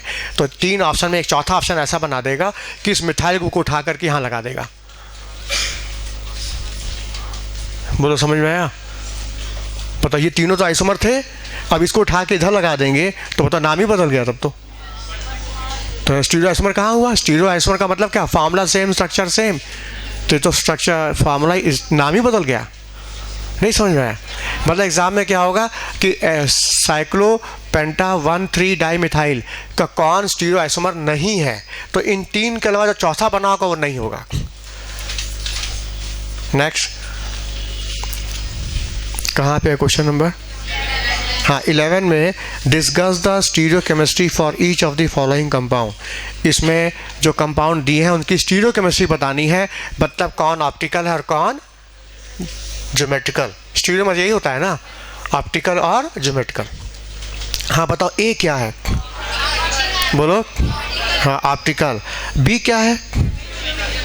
बी क्या है? हाँ, बी ज्योमेट्रिकल है। अच्छा, सी क्या है? जवाब, कोई स्टीरियो नहीं है। सी में कोई भी स्टीरियो आइसोमर नहीं है, ना ज्योमेट्रिकल ना ऑप्टिकल, सब कंडीशन बता चुके हैं। हाँ, डी बताओ। डी में भी कोई नहीं है, ना ज्योमेट्रिकल ना ऑप्टिकल। हाँ, 12, give the structure formula for optical active hydrocarbon which take up 3 moles of hydrogen to form optical inactive compound. ठीक है, C6H8 का कोई स्ट्रक्चर बनाना है, ऐसा स्ट्रक्चर जो कि ऑप्टिकल एक्टिव होना चाहिए, और उसमें 3 मोल हाइड्रोजन जोड़ दिया जाए तो ऑप्टिकल इनएक्टिव हो जाना चाहिए। बताओ हाइड्रोकार्बन क्या है? वैसे तो एग्जाम में ऑप्शन दिया रहेगा, लेकिन हम बिना ऑप्शन के सेलेक्ट करेंगे। तो देखो, जब ऑप्टिकल एक्टिव बोल रहा है तो कायरल कार्बन हो सकता है, तो एक कार्बन कायरल गैस ले लेंगे बीच में। अच्छा, वो 3 मोल हाइड्रोजन ले रहा है, इसका मतलब क्या हुआ? उसमें 3 पाई बॉन्ड होगा। कोई भी मॉलिक्यूल हाइड्रोजन एब्जॉर्ब कर रहा है, मतलब वो अनसैचुरेट है, तभी तो हाइड्रोजन एब्जॉर्ब कर रहा है। जो मॉलिक्यूल अनसैचुरेट होगा, अतृप्त होगा, वही ना हाइड्रोजन लेगा। हाँ, कितने मोल हाइड्रोजन ले रहा है? मतलब उसमें 3 पाई है। और जब 3 पाई है और तुमको कायरल कार्बन बनाना ही है, तो एक तरफ 1 पाई दिखा दो, इधर से 2 पाई इधर दिखा दो। बताओ, 3 पाई लग गया, 1 पाई ये और 2 पाई ये, 3 पाई खप गया। ये 2 डिफरेंट हो गए। अब यहाँ लगा दो H और यहाँ लगा मिथाइल। अब बताओ, ये कार्बन कायरल हुआ ना? हाँ, फॉर्मूला क्या देखो, C3H, नहीं कितना, C6 कितना देखो, C6। आप गिनो, 1 कार्बन, 2 कार्बन, 3 4 5 6 कार्बन आ गया। हाइड्रोजन देखो, यहाँ पर 2, यहाँ पर 1 2 3 1 हाइड्रोजन होगा, यहाँ पे 2 हाइड्रोजन होगा, यहाँ 3, यहाँ पर 1 भी नहीं, यहाँ 1 हाइड्रोजन यहाँ होगा। हाँ गिनो, 1 2 3 4 5 6 7 8, ठीक तो है, सेट तो हो गया। फिर से बोलो, हैक्स 1 1 3 4, 1 2 3 4 5 6, 1 पर और 1 2 3 यहाँ पर, ये हाँ ये भी हो गया आंसर, ये भी हो गया क्योंकि ये कायरल सेंटर है, मतलब बिना कायरल कार्बन के। हाँ ये भी हो गया आंसर। हाँ मतलब ऑप्शन में ये नहीं दिया तो इस पर हम विचार करेंगे तब। हाँ ये भी सुको अच्छी बात है, खोजा देखो ये भी है, क्योंकि देखो 2 डबल बॉन्ड कंटिन्यूअस है, कंटिन्यूअस एलीन्स है कि नहीं, और इसमें 3 पाई बॉन्ड भी है। 3 मोल हाइड्रोजन भी एब्जॉर्ब कर लेगा, बिल्कुल सही। एक आंसर ये हो गया और एक आंसर ये है। अब जैसा ऑप्शन दिया उस पर टिक मारो। जहाँ मल्टीपल है, मोर देन 1, ये भी हो सकता है। हाँ बोलो, समझ में आया? अच्छा, इसमें हाइड्रोजन जोड़ देंगे तो हाइड्रोजन जोड़ने के बाद क्या होगा? यहाँ पर एक हाइड्रोजन, यहाँ पर एक हाइड्रोजन, यहाँ पर भी हाइड्रोजन जोड़ देंगे, 2 ठो, एक इधर। हाँ अब बताओ, ये एथाइल, ये एथाइल सेम हो गया ना? और जहाँ ये सेम हो गया, ये कार्बन कायरल नहीं हुआ। बोलो, कहीं ना बोल रहा है कि 3 मोल हाइड्रोजन लेने के बाद ये कायरल ऑप्टिकल इनएक्टिव हो गया। हाँ नेक्स्ट। हाँ बोलो। वो 3 मोल हाइड्रोजन एब्जॉर्ब कर रहा है, मतलब उसमें 3 पाई बॉन्ड है। जो मॉलिक्यूल अनसैचुरेट होता है ना, वो हाइड्रोजन को एब्जॉर्ब कर लेता है। तो एक मोल मतलब 2 एटम। 3 हाइड्रोजन का मतलब 3 मोल का मतलब 3 H2, 3 मोल्स ऑफ H2। हाँ उसका 1 मोल है। मान लो कंपाउंड का 1 मोल हमने लिया है और उस 1 मोल में 3 मोल हाइड्रोजन एब्जॉर्ब कर रहा है। बस का 1 मोल 3 मोल हाइड्रोजन एब्जॉर्ब कर रहा है, तो 1 मोल यहाँ खपेगा, 2 मोल यहाँ खप जाएगा। टोटल 3 मोल की खपत है इसमें। इसका 1 मोल 3 मोल हाइड्रोजन एब्जॉर्ब करेगा। जहाँ भी अनसैचुरेशन होता है ना, वो हाइड्रोजन का एडिशन करता है। हाँ चलो। हाँ, write the all important conformation and butane, बना लोगे ना? हाँ, write the enantiomeric diastereomeric form of 2 bromo 3 chloro butane. 2 bromo 3 chloro butane, ये ब्यूटेन है।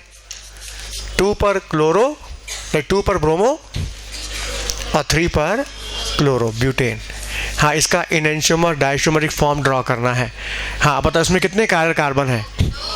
और दोनों कायरल एक जैसे कि डिफरेंट? डिफरेंट है। अच्छा, दोनों कायरल डिफरेंट है तो 2 का पावर 2 हो जाएगा, यानी कितने बन जाएंगे? 4 आइसोमर बनेंगे। वो जो 4 आइसोमर बनेंगे उनका नाम कैसे दोगे? डीएल दोगे, मीसो दोगे, क्या दोगे? बोलो। हाँ, एरिथ्रोथ्रियो दोगे, डीएल मीसो नहीं, क्योंकि दोनों कायरल डिफरेंट हैं तो उनका नाम होगा एरिथ्रो और थ्रियो। अच्छा, एरिथ्रो का मिरर इमेज बनेगा, थ्रियो का मिरर इमेज बनेगा, टोटल 4 हो जाएगा। टोटल 4 हो जाएगा। नेक्स्ट। हाँ, write the all the stereoisomer of the compound formula C2BrFClI बन जाएगा। क्लास नोट्स में बताए हैं। इसके 3 स्ट्रक्चर बनेंगे और तीनों स्ट्रक्चर के ज्योमेट्रिकल बनेंगे EZ, टोटल 6 हो जाएंगे। क्लास में बता चुके हैं। हाँ, फिशर प्रोजेक्शन D ग्लूकोज का दिया है और L ग्लूकोज का पूछ रहा है, तो क्या करेंगे? CH2OH से बगल वाला जो कार्बन है, CH2OH के बगल में जो कार्बन है, पहला कायरल, CHO की तरफ नहीं, जहाँ CH2OH है, उस टाइप का जो पहला कायरल कार्बन है उसका कॉन्फ़िगरेशन उलट देंगे, बाकी सब जस का तस रहेगा। समझ में आया ना? जो लास्ट कायरल कार्बन होता है CH2OH के बगल वाला, उसके कॉन्फ़िगरेशन को उलटना है, बाकी जस का तस रहेगा। अच्छा, फिर लिखा सिल्वर नाइट्रेट डालेंगे तो क्या होगा? तो देखो, सिल्वर नाइट्रेट टॉलेंस से बोलते हैं, टॉलेंस, और ये इसका नेचर ऑक्सीडाइजिंग होता है और ये ऑक्सीडाइज करेगा एल्डिहाइड को। एल्डिहाइड ऑक्सीडाइज होता है एसिड में, तो क्या होगा? जहाँ CHO लगा है वहाँ COOH हो जाएगा, एल्डिहाइड कन्वर्ट होगा एसिड में। हाँ, 17 में C6H4Cl2 इसको कन्वर्ट किया C6H3Cl3 में, मतलब 2 क्लोरीन पहले का लगा, तीसरा क्लोरीन और आया, और तीसरा क्लोरीन आर्थो आइसोमर में भी लगाया गया, मेटा में भी और पैरा में भी। तो कितने आइसोमर बनेंगे? तो ये कॉपी में लगवा चुके हैं। आर्थो के बनेंगे 2, मेटा के बनेंगे 3 और पैरा के बनेंगे 1, बता चुके हैं हम। तो रेशियो क्या होगा? 2:3:1। कॉपी खोल के देख सकते हो।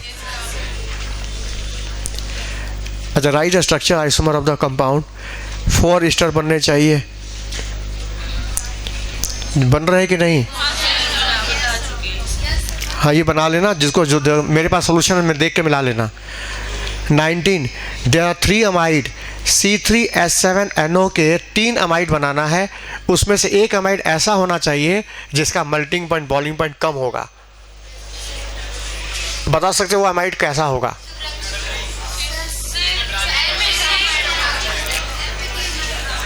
अमाइड का मतलब क्या हो? ये अमाइड है, देखो CON, कहीं भी CON है मतलब अमाइड है। अच्छा, उसका मेल्टिंग पॉइंट बॉइलिंग पॉइंट कम हो तो उस अमाइड की खासियत क्या होगी? हाँ, वो टर्सरी अमाइड होना चाहिए। हाँ, उसमें नाइट्रोजन पर कार्बन लगा होना चाहिए। तो देखो यहाँ पर भी हम कार्बन मिथाइल लगा दें, यहाँ पर भी हम मिथाइल लगा दें तो इसमें हाइड्रोजन बॉन्ड की पॉसिबिलिटी ख़त्म हो गई। यहाँ हाइड्रोजन बॉन्ड की पॉसिबिलिटी ख़त्म हो गई। अब बिना हाइड्रोजन बॉन्ड के इसका मेल्टिंग पॉइंट बॉइलिंग पॉइंट क्या कम हो जाएगा? नहीं समझ में आया? अब यहाँ पर हम H लगा देते हैं मान लो, तो मतलब हाइड्रोजन बॉन्ड की कंडीशन आ गई ना, इससे बॉइलिंग पॉइंट बढ़ जाएगा। और जब हम H हटा के मिथाइल लगा देंगे तो हाइड्रोजन बॉन्ड की कोई possibility, melting point boiling point कम। अब मेरे सामने मान लो ऑप्शन भी दे दे, 4 ऑप्शन, अब बोले which amide having low melting and boiling point, हम वहाँ क्या देखेंगे? ऐसा अमाइड देखेंगे जिसके नाइट्रोजन पर कोई हाइड्रोजन नहीं होना चाहिए, वो टर्सरी अमाइड होना चाहिए। मतलब इस प्रॉब्लम के बहाने मेरा कंसेप्ट तो बन रहा है ना। अब देखो ये शीट हम 4 साल से बांट रहे हैं और 2 क्वेश्चन लास्ट ईयर फंसा इसमें से, तो मतलब इसमें कंसेप्ट पूरा है, सारा आइसोमर तुम्हारा रिवाइज हो जाएगा इस शीट लगाने से। तभी ना डिस्कस कर रहे हैं ताकि तुम लोग इसी बहाने लगाओ। हाँ नेक्स्ट, हाँ साइक्लिक एस्टर। हाँ देखो साइक्लिक एस्टर बनेगा ये,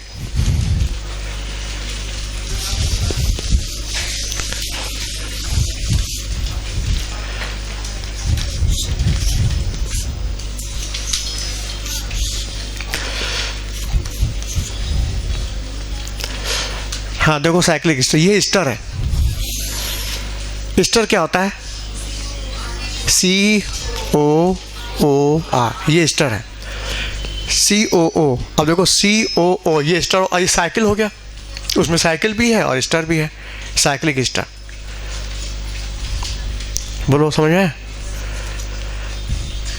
हाँ आगे 19 तो हो गया, 20 बताओ। 20 में क्या कर रहा है कि C5H12 के 3 आइसोमर बन रहे हैं, C5H12 के 3 आइसोमर बन रहे हैं और तीनों का क्लोरीनेशन करने पर, मोनो क्लोरीनेशन करने पर कितने आइसोमर बनेंगे? तो C5H12 बोला है ना, मतलब 5 कार्बन का अल्केन है, तो पहला तो ये हो गया, दूसरा अल्केन ये हो गया, तीसरा अल्केन ये हो गया। हाँ इसका हम मोनो क्लोरीनेशन कर रहे हैं, मतलब एक क्लोरीन लगा रहे हैं, एक क्लोरीन। इसमें कितने नाम आएंगे, इसमें कितने नाम आएंगे, इसमें कितने आएंगे, इसमें आएंगे 3, इसमें आएंगे 4, इसमें आएंगे 1, तो 3:4:1 का प्रोडक्ट बनेगा। बता चुके हैं। एक क्लोरीन लगाते जाओ, IUPAC नाम देते जाओ, इसमें 3 नाम आएंगे, इसमें 4 नाम आएंगे, इसमें एक ही नाम आएगा, 3:4:1 का प्रोडक्ट बनेगा इसमें। 21 में लिखा है कि secondary tertiary amine not optical active even if they having asymmetric centre. इसमें एसिमेट्रिक सेंटर है फिर भी ऑप्टिकल इनएक्टिव है। देखो ये, देखो ध्यान से, ये सेकेंडरी अमाइन,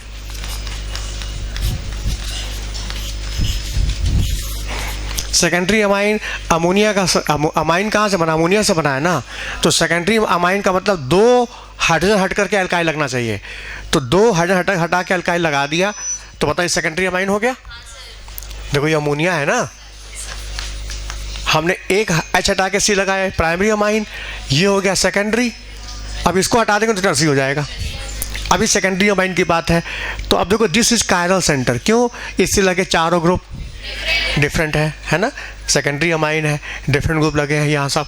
तो जब ये कायरल सेंटर है तो इसको एक्टिव होना चाहिए, क्योंकि हमने बोला जिस मॉलिक्यूल में सिंगल कायरल होता है वो हमेशा एक्टिव होता है, ये हमने क्लास में बोला है।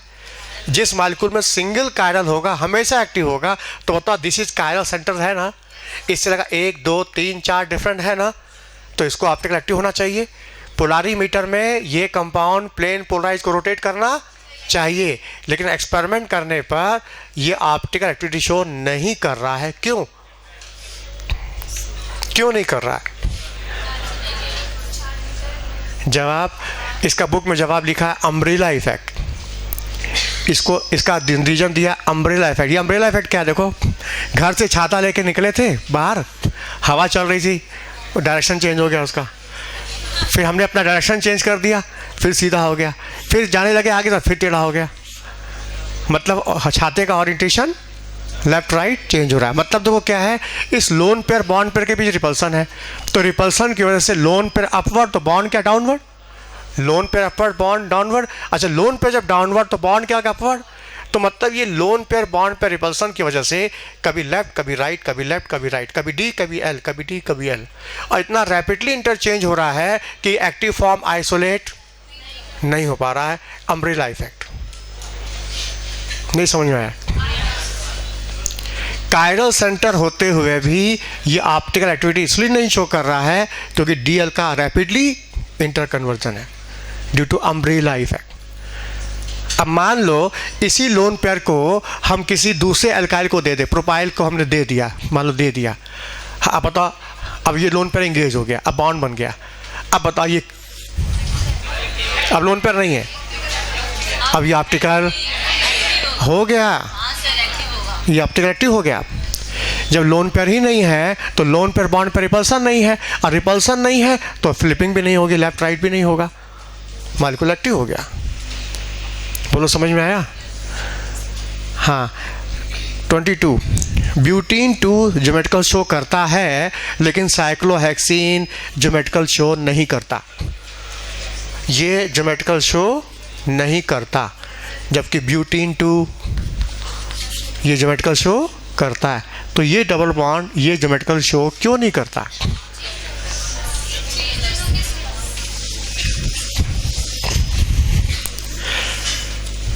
क्यों नहीं करता? जवाब ये है कि ज्योमेट्रिकल शो इसलिए नहीं करता क्योंकि ये सिस फॉर्म दिख रहा है ना, सिस, इसका ट्रांसफॉर्म पॉसिबल नहीं है। ट्रांसफॉर्म बनाने के लिए बता इसको घुमाना होगा, और जहाँ हम घुमाएंगे तो रिंग बता फोल्ड कर जाएगी, जब इसको घुमा देंगे तो रिंग फोल्ड कर जाएगी, और फोल्ड करने पर रिंग छोटी हो जाएगी, और छोटी रिंग स्टेबल नहीं होती है। रिंग स्टेबल है या तो 6 या तो 5। 6 5 के बाद जहाँ रिंग छोटी हो जाएगी वो स्टेबल, मॉलिक्यूल तनाव में रहेगा, वो स्टेबल रहेगा नहीं, मतलब ट्रांसफॉर्म एग्जिस्ट करेगा ही नहीं। फिर मन में आएगा जब ट्रांसफॉर्म एग्जिस्ट नहीं करा क्योंकि 6 मेंबर है, हमारी रिंग को बड़ा कर देता। यही रिंग बड़ी हो जाए तो फोल्डिंग करने के बाद जो रिंग बनेगी वो तो कम से कम 5-6 एटम की हो जाए तब। तो जवाब तब वो ज्योमेट्रिकल शो कर देगा। और बुक में लिखा है कोई भी साइक्लो एल्कीन ज्योमेट्रिकल शो करे इसके लिए मिनिमम 8 कार्बन चाहिए।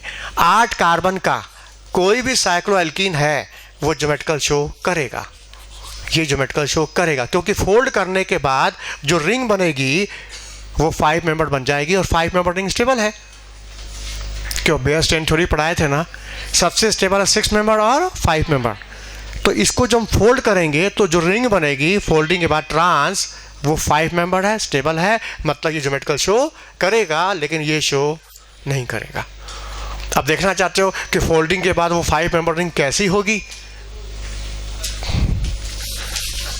ये देखो 5 मेंबर फोल्डिंग के बाद,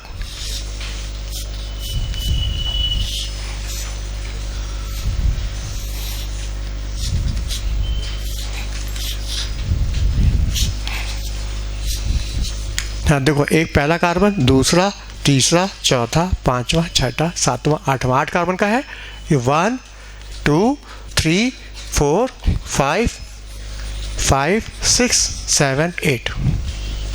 फोल्डिंग के बाद ये देखो ये ट्रांस हो गया, ट्रांस। अब बताओ ये रिंग स्टेबल है, 5 मेंबर स्टेबल है, ये एग्जिस्ट करेगा, लेकिन इसको जब फोल्ड करेंगे तो जब 8 में फोल्ड करने में 5 मेंबर बन रहा है तो 6 में तो और छोटी रिंग हो जाएगी, और छोटी रिंग तनाव में है, स्ट्रेन है, स्टेबल नहीं है। इसका ट्रांसफॉर्म स्टेबल नहीं है, इसका ट्रांसफॉर्म स्टेबल है, इसलिए ज्योमेट्रिकल शो करेगा और ज्योमेट्रिकल शो नहीं करेगा। समझ में आया कि नहीं? बेयर स्ट्रेन थ्योरी पढ़ाया था ना कि स्टेबिलिटी है 6 मेंबर और 5 मेंबर। एक और देख लेते हैं, बस एक है, बाद में एक बात देख लेंगे।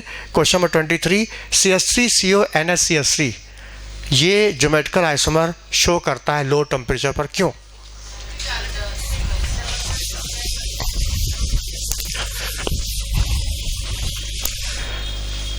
हाँ CH3 CO NH CH3। ये कंपाउंड लो टेम्परेचर पर ज्योमेट्रिकल शो करता है, क्यों?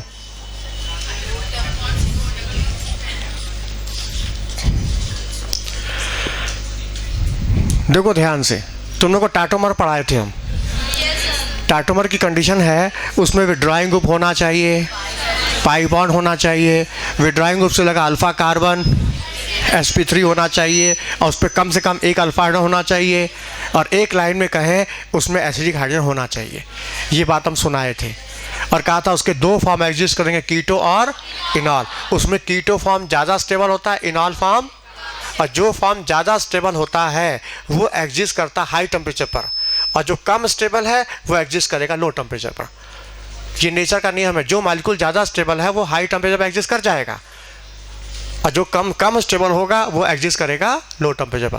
कीटो फॉर्म ज़्यादा स्टेबल है कंपेयर टू इनॉल, तो कीटो का एग्जिस्टेंस होता है हाई टेम्परेचर पर, इनॉल का एग्जिस्टेंस है लो टेम्परेचर पर। जरा ध्यान से देखो, हाँ बताइए, विड्रॉइंग ग्रुप है, पाई बॉन्ड है, अल्फा कार्बन है, अल्फा हाइड्रोजन भी है, ये एसिडिक भी है, लेकिन इससे ज़्यादा एसिडिक ये है, इससे भी ज़्यादा एसिडिक ये है, क्यों? NH bond more polar than CH bond. इसकी पोलैरिटी इसकी पोलैरिटी इससे ज़्यादा है, तो इससे ज़्यादा एसिडिक ये है, तो ज़्यादा एसिडिक होने की वजह से ये H+ साइन बाहर आएगा, और जैसे H+ बाहर आएगा ये पूरा बॉन्ड N के पास चला जाएगा और ये मूव कर जाएगा हाई डेंसिटी से लो डेंसिटी की तरफ। हाँ, ये उठ के इधर जाएगा, क्योंकि यहाँ पोलैरिटी है ना, डिफरेंस इलेक्ट्रोनेगेटिव का, यहाँ माइनस यहाँ प्लस, तो इलेक्ट्रॉन मूव करेगा हाई डेंसिटी से लो, फिर पाई उठ करके यहाँ चला जाएगा, यहाँ पर आएगा कंप्लीट नेगेटिव चार्ज। जब यहाँ पे कंप्लीट नेगेटिव चार्ज आएगा तो ये H+ आयन इलेक्ट्रॉन खोने के बाद इलेक्ट्रॉन की तलाश में घूमते घूमते पानी में तैरते तैरते तैरते यहाँ तक आ जाएगा। रिएक्शन कहाँ हो रहा है? हवा में कि पानी में हो रहा है? बताया था, the chemical phenomena take place aqua solution, ये पानी में हो रहा है। तो ये H+ आयन यहाँ तो पहुँच जाएगा और यहाँ इस नेगेटिव चार्ज से जाके बाइंड कर जाएगा। क्या बना देखो सामने, CH3 COH double bond NCH3 बन गया। ये है कीटो और ये है इनॉल।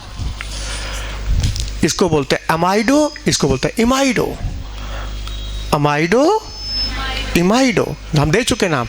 टाटोमर भी कई तरह का होता है, नाइट्रो, एसी नाइट्रो, एमाइडो, इमाइडो, नाइट्रोसो ऑक्सीमाइनो, याद करो ये इमाइडो। जरा ध्यान से देखो, ये ज्योमेट्रिकल शो कर रहा है, डबल बॉन्ड है, डिफरेंट ग्रुप लगे हैं और यहाँ पर भी डिफरेंट ग्रुप और एक lone pair. This is the geometrical centre. और ये इनॉल फॉर्म एग्जिस्ट करता है लो टेम्परेचर पर, कीटो फॉर्म एग्जिस्ट करता है क्योंकि कीटो की स्टेबिलिटी ज़्यादा है, इनॉल की स्टेबिलिटी कम है। तो जहाँ टेम्परेचर लो करोगे इनॉल का एग्जिस्टेंस आ जाएगा और ये शो करने लगेगा ज्योमेट्रिकल आइसोमर। इनॉल ज़्यादा होगा, कीटो कम हो जाएगा, तो होगा दोनों, लेकिन इनॉल कंटेंट ज़्यादा हो जाएगा, कीटो कंटेंट घट जाएगा। इक्विलिब्रियम होता है ना, इक्विलिब्रियम शिफ्ट कर जाएगा इक्विलिब्रियम इनॉल की तरफ। बोलो बात समझ में आई? जो बचा है इसको पूरा कर लेना, ठीक है। और कल ऑर्गेनिक वाली भी कॉपी रखना, कल कोऑर्डिनेशन भी है और दोनों रखना कॉपी। जहाँ मौका मिलेगा दोनों को लेके चलेंगे, 2 लेक्चर है ना कल।